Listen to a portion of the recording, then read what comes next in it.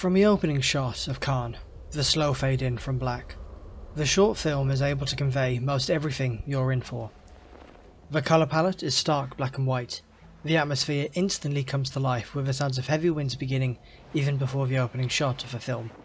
The animation is already striking, and we see, walking away from us, a character battling the snow, and a tiny spot of red.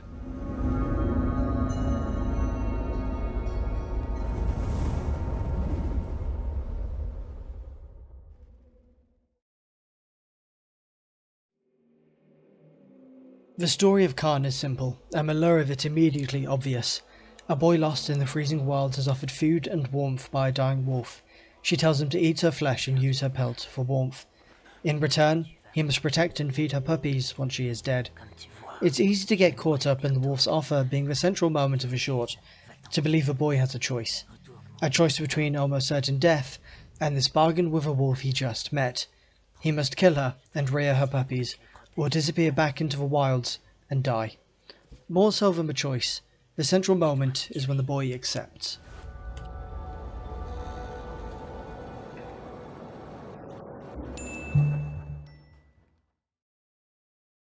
Just before this moment, we cut to a shot of a group of humans. A man, presumably the boy's father, finds the red scarf on the ground. We know rescue is coming. He hands it to the boy's mother, and we see they can track him. From this shot to the boy accepting the offer, we cut back and forth to the humans looking for him, and the boy preparing to kill the wolf. We know rescue is coming, but he's already made up his mind. The boy stabs. We cut from the detailed shots that have come before to this perfect white and explosion of red. Nothing about this makes me think this story is an allegory for the loss of innocence, and this growing pool seems to me the closing of their deal, signed now in blood. The chance to go back is gone. Morning comes, and the wolf's side of the bargain has been fulfilled. We hear the rending of flesh and the boy's clean inhalation. He's still alive. Red-faced, he coldly looks to where the wolf pups are housed. We get a shot looking up at him, his position reversed from when the wolf met him. She, ready to make her offer, he about to renege on it. He flees. We see the puppies shrink in the distance, their expressions innocent. Their fate, though never shown, is clear. The boy flees, leaving a trail of red behind him. We cut to the humans, leaving behind them a bright blue. Our first strong colour there isn't red. The parties meet, and with the dawn behind the boy, we see how the humans see him, clothed in the wolf's pelt. He runs towards them, his excitement obvious, the wolf's fur streaked behind him. The mother grabs a gun, and we get our last flash of red to the crack of a gunshot. The most immediate point this makes is one of sheer cosmic irony. A mother gives her life to save her pups. Confusing her son for the same wolf, a mother takes her son's life. With that final shot, Carn leaves very quickly.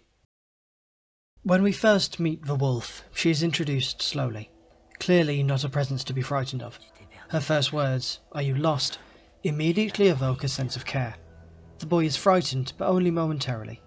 This rapid delivery of the wolf's dialogue doesn't give us time to question that the wolf is talking, and the viewer is immediately caught up in this world. The very deliberate pacing of these lines and the wolf's slow move in are not violent or even threatening. Her next line, that he's going to die, isn't a threat, it's the truth, and it's immediately given context by her reflex and growl. She's in pain too. "Follow me," she says. The fable has begun. There is no clear bad character here, although the very crux of the film is the judgment the boy receives. The film isn't subtle about that. But the film takes strides to show the wolf as being a not bad character.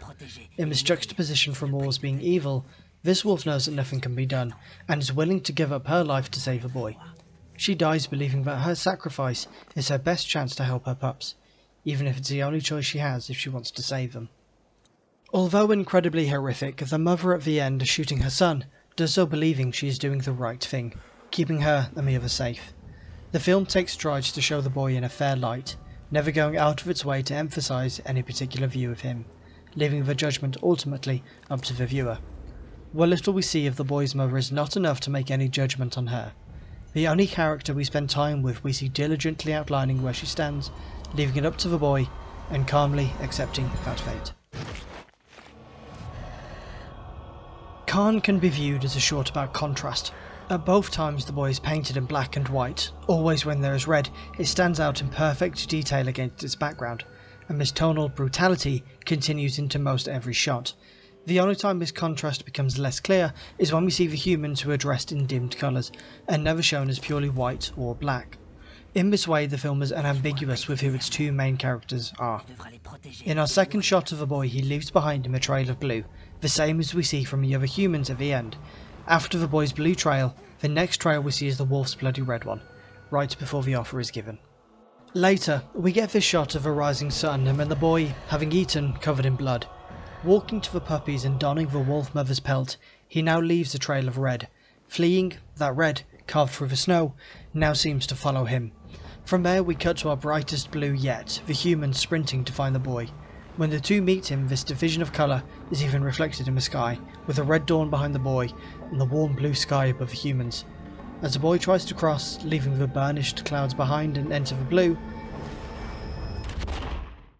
the boy goes from human to wolf and is treated as such. Except the scarf.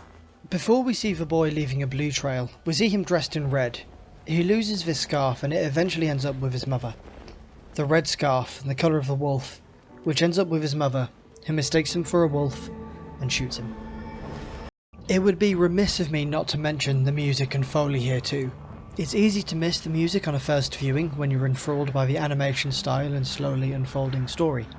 The music stays fairly background for most of the short, swelling out from a noise of a wind to accompany the title card and quickly falling back into it, until the boy accepts and the music begins. Because it sounds so good, I want to point out the beautifully crisp sound of blood falling on snow after the boy has killed the wolf, rendered clearer again by the rising music being suddenly cut.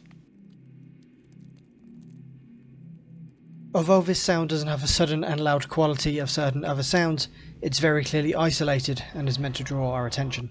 More importantly, there are only three major standout sounds in the entire short. The first is the snapping of the branch the boy uses to kill the wolf. The second is the sound of the wolf being stabbed, this one being accentuated by the music stopping. The third is the gunshot the mother fires. The entire story can be laid out in these three sounds. The boy accepts, acts, and faces the consequences of his actions. A perfect story told in 3 parts. Of course, the point here is not to question if a boy deserved his fate, but to see that by his choices, his fate was unavoidable. If he had stayed with the puppies, he would have been found and brought back home, or he could have kept the deal to the wolf. The very first thing that drew me to Carn years ago was this incredible animation style, made even more remarkable by the stunning use of colour and light. Some of these shots, if even by their simplicity, are incredible. For years now, I have returned to Carn again and again, and I plan to still be watching it for years to come. I don't know any French, so I can't objectively critique the dialogue, but I always thought the wolf's voice was really well done. I still do. The delivery, from what I can tell, is outstanding, and the voice has a perfect amount of grit and gravity that even though I don't understand what's being said, I can't stop listening. It's easy to go on about the colours in this film, the pure black and white, and the sounds that, even as they come and go, elevate the narrative to something incredible. It always is, and always has been, the story here that keeps me, and many others, returning to Carn year in and year out. In its compact runtime of less than 5 minutes, so many choices are given, and decisions made, and, unflinchingly, Carn does not hesitate to show us where those choices lead.